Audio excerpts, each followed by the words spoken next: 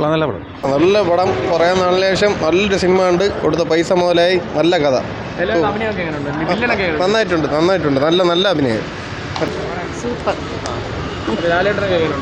എല്ലാവരും നന്നായിട്ടുണ്ട്. നല്ല പടം, കാണാൻ നല്ല പടമായിരുന്നു. നല്ല അഭിനയമായിരുന്നു. നല്ല പടം.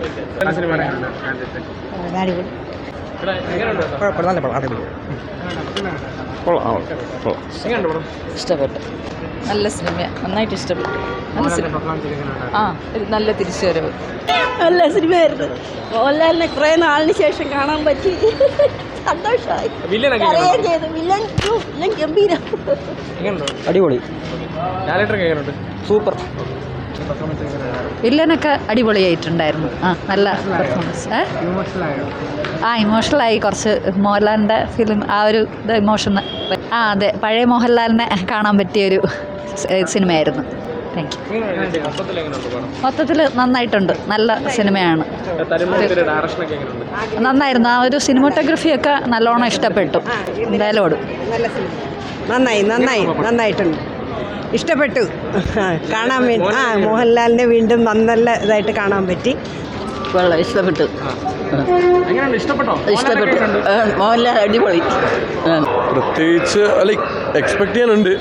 പഴയ മോഹൻലാൽ തിരിച്ചു വന്നു. അടിപൊളിയായിരുന്നു. Mohanlal is really back. അതുകൊണ്ട് നമ്മൾ ശരിക്കും വിചാരിക്കില്ല അത്രയും ഒരു എക്സ്പോഷർ, ഇത്ര ഒരു ഇത് വരുമെന്ന്. പക്ഷേ ഭയങ്കര അടിപൊളിയായിട്ട് ചെയ്തിട്ടുണ്ട്. ശരിക്കും ഒരു പക്ക ഒരു ന്യൂ ഫേസ് വില്ലനാണ്. അടിപൊളിയാണ്. അടിപൊളി പടം. നല്ല പടമായിരുന്നു. പെർഫോമൻസ് ഒക്കെ എന്ന് പറയുമ്പോൾ നമുക്ക് ആ പഴയ ഒരു ഫീലൊക്കെ തന്നെയാണ്. പിന്നെ നമ്മൾ കുറേ നാൾ കൂടിയിട്ട് ഇപ്പോൾ ഇറങ്ങുന്ന പടങ്ങളിൽ നമുക്ക് ഭയങ്കര വർത്തായിട്ട് തോന്നിയൊരു പടം. വന്ന് കണ്ടല്ലോ, തിയേറ്റർ എക്സ്പീരിയൻസ് മിസ് ചെയ്തില്ലല്ലോ എന്ന് തോന്നിയൊരു പടം.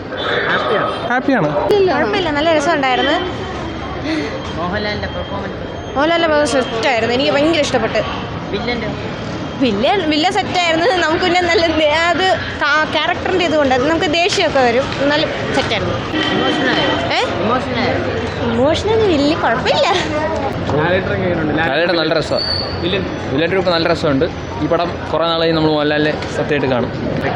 പടം കുഴപ്പമില്ല. പക്ഷേ നമ്മുടെ ഈ എന്താ പറയുമ്പോൾ ഒരു അവിശ്വസനീയമായ ഒരു സ്റ്റോറിയാണ്. പിന്നെ മോഹൻലാലിൻ്റെ അഭിനയം വളരെ നന്നായിട്ടുണ്ട്. അത്രയേ ഉള്ളൂ. ഏത് അല്ല, വില്ലൻ ഒരു നല്ല വില്ലനായിരുന്നു. അത് സാധാരണ നമ്മൾ കാണാത്ത തരത്തിലുള്ളൊരു വില്ലൻ. വേഷം കൊള്ളാം. സിനിമ എന്ന് പറയുമ്പോൾ നമുക്കിതാണ്, ഈ സ്റ്റോറിയും ഇതുമായിട്ട് നമുക്കൊരു എന്താ പറയുക പൊരുത്തപ്പെടാൻ പറ്റുന്നില്ല.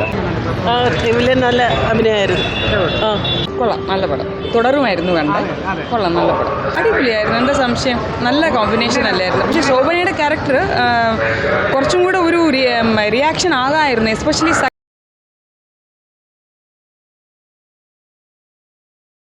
Reacted better. ഒരുപാട് സോഫ്റ്റ് ആയ പോലെ തോന്നി. അതാവായിരുന്നു. നെഗറ്റീവ് എന്ന് പറയണമെങ്കിൽ ശോഭന അഭിനയിക്കുന്നത് കൊണ്ട്. ആ വില്ലൻ്റെ പേര് ഓർക്കുന്നില്ല. കുറേ മൂവിയിൽ കണ്ടിട്ടുണ്ടല്ലോ. പ്ലസും മൈനസും ആയിട്ട് നോക്കാം. Binu Pappu. Then the other person was the main. അയാൾ that George Mathan. He actually നല്ലൊരു അപ്ലിഫ്റ്റ്മെൻ്റ് ആയിരുന്നു. പുതിയ വില്ലൻ കൊള്ളാം. നന്നായിട്ട് ചെയ്തിട്ടുണ്ട്. Body language, everything typical villain for a honour killing. Theatre experience of course. Audio one is so good. Good background music. നല്ല elevate ചെയ്തു. അതിൻ്റെ ആ ചേഞ്ചിങ് ടോൺ ഉണ്ടല്ലോ മൂവി. കോമഡിയിൽ ലൈറ്റായിട്ട് തുടങ്ങി പിന്നെ നല്ല സീരിയസ് ആയി. So that was well felt in the audio one. It's A very good theatre.